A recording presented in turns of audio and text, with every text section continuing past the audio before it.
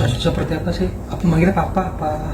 Aku ini papi, kalau saya koko. Ya mungkin Cocoknya seperti apa sosok di di rumah? mata keluarga. Ya udah aku dulu habis tante ya. Ya kalau di mata aku sendiri ya papi ini ya, kalau di media di luar kan orangnya keras, suka marah-marah, terus bold, frontal banget, itu kan all out. Ya aslinya memang juga seperti itu. Di kita ya tegas juga orangnya, suka ya kalau ada yang nggak benar ya dimarahin aku. Ya aku juga nggak suka papi aku suka marah-marah kayak gitu, tapi ya marah-marah kayak gitu biasanya kritik yang ngebangun, dan nggak semua yang di luar, maksudnya nggak semua diperlihatkan. Ada juga papi tuh ada sisi lembutnya, sisi bocahnya, sisi yang butuh kasih sayang kayak gitu itu juga ada. Dan orangnya yang family man banget, provider untuk kita semua, selalu ngasih yang terbaik buat kita gitu. Dan orang-orang juga gitu, tipe orang yang royal banget, suka bagi-bagi duit lah. Papi aku itu kalau biasa ke pelayan di restoran atau ke satpam gitu, suka bagi-bagi duit. Tapi papi nggak pernah berkekurangan. Walaupun ini sempat aku singgung juga ya di waktu itu pas aku pidato pas di rumah duka. Papi aku nih ya sering ngomong-ngomong tentang dia anak naga, dan orang-orang komennya pada enak lu dapet duit dari warisan, dapat duit dari hasil ini itu, korupsi gini bla bla. Tapi papi aku tuh untuk membangun ini semua tuh butuh kerja keras gitu. Dulu hidupnya tuh susah, aku juga susah dulu. Aku sama papi aku kemana-mana motoran, terus aku udah mau tidur ditepok, bangun aku disuruh nyanyi lagu bintang-bintang kecil di motor. Jadi dulu kita susah-susah bareng. Terus pernah waktu itu habis belanja telur, aku nggak sengaja mecahin telurnya. Terus papi aku bilang, ceroboh banget sih kamu mecahin telur, nanti kamu makan telur yang pecah ya kayak gitu. Tapi abis papi bikinin aku yang baru. Walaupun sekarang papi tuh nggak apa-apa ya, mintanya mbak sama atau nggak kita minta dimasakin, minta dipijitin gitu. Tapi dulu papi tuh yang ngejagain aku, yang masak buat aku, yang waktu kecil mandiin aku kan waktu masih bayi, yang bersih-bersih itu papi semua, yang kerja juga papi. Jadi papi itu dulu sekaligus menjadi mami dan ayah buat aku dari dulu. Selalu papi aku yang jagain aku, dan kemana-mana selalu berdua sama papi aku. Makanya aku sayang banget sama papi aku gitu, dan selalu mau ngasih yang terbaik buat kita. Ya kalau papi aku sendiri ya sebenarnya nggak peduli sih, sendal aja udah dari dulu berapa tahun kita nggak ganti. Sebelum ketemu aku sendalnya udah itu. Sendalnya itu terus nggak ganti. Tapi buat kita selalu mau ngasih yang bagus-bagus, yang kualitasnya tinggi lah, kayak kasur, sofa itu ngasih kita yang terbaik gitu. Makanya ya itu yang aku sesalin.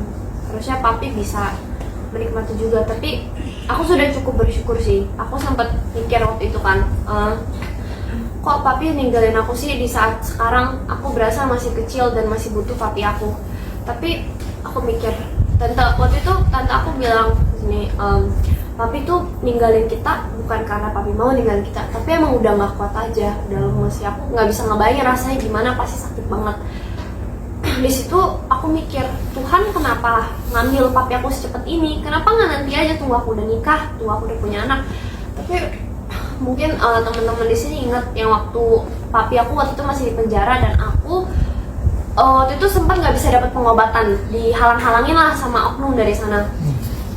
Di situ kan aku juga ke podcast sini situ biar papi aku bisa dapat pengobatan, karena pas itu ketahuan gagal ginjal, nggak bisa ke rumah sakit gitu waktu itu, nggak bisa cuci darah, susah untuk dapat pengobatan. Di situ papi aku udah kayak orang yang kehilangan lah, kan udah ureum racun numpuk muntah-muntah. Dan di situ kayak aku takut papi aku pada saat itu meninggal. Mau ke podcast sana sini, dan aku sama tante aku sempat kita nangis bareng dan takut papi kenapa-napa.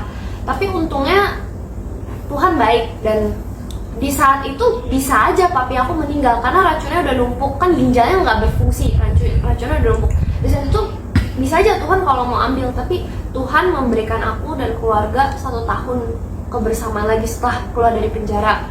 Dan kita bisa bertigaan kemana-mana bareng-bareng, kita bisa ya ya intinya gitu, kita bisa bareng, bisa makan bareng, bisa secara keluarga kita bisa harmonis, dan aku masih bisa menyayangi papi aku dan papi aku masih bisa sayang sama aku gitu.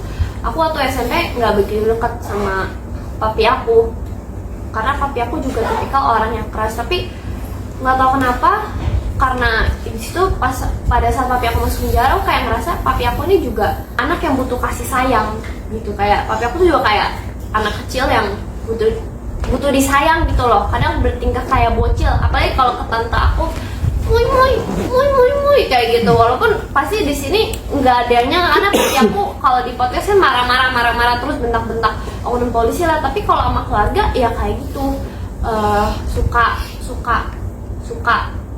ya apalah, kalau ya manja lah gitu. Kalau di gereja kadang kita suka, misalnya nih papi aku sering kayak gini di gereja gitu. Kemarin pas di rumah duka aku nangis karena nggak bisa sama papi lagi, dan kesukaan papi tuh nonton gitu kan, terus suka makan bareng, suka makan enak. Kalau kemana-mana selalu ngajak orang traktir makan, terus selalu ngisengin kita beli sana beli tuh, mau itu gak beli gitu, selalu mau ngasih kita yang bagus gitu. Itulah papi aku, orangnya aslinya sebenarnya manja dan butuh kasih sayang dari keluarga, dan selalu pokoknya family first lah bagi dia. Orangnya family man banget.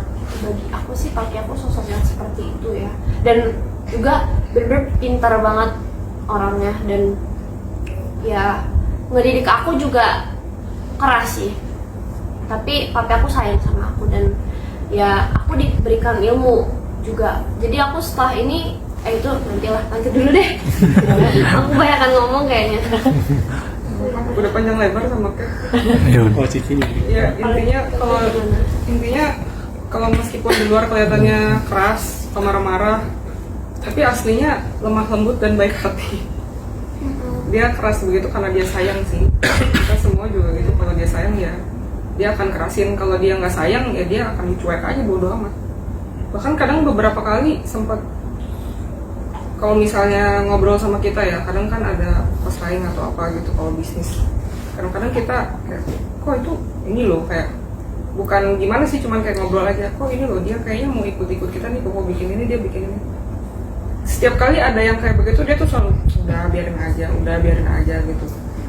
Kayak beberapa kali kayak ya ada klien diambil atau apa ya, namanya bisnis kan ada yang kayak begitu, selalu kayak udah biarin aja gitu sih. Jadi di balik kerasnya ya orangnya di dalamnya lemah lembut, dan ketika kalau ngurus perkara juga nggak pernah ada hard feeling gitu. Dia selama ini Cuma keras jalanin kayak tugas begitu tuh aja. jalanin tugas aja. Kalau misalnya udah selesai atau apa ya dia juga nggak menaruh dendam sama orang yang si lawannya itu, nggak pernah. Iya. Orang yang mikir, oke kita berantem hari ini, besok kita bisa jadi teman baik gitu. Tapi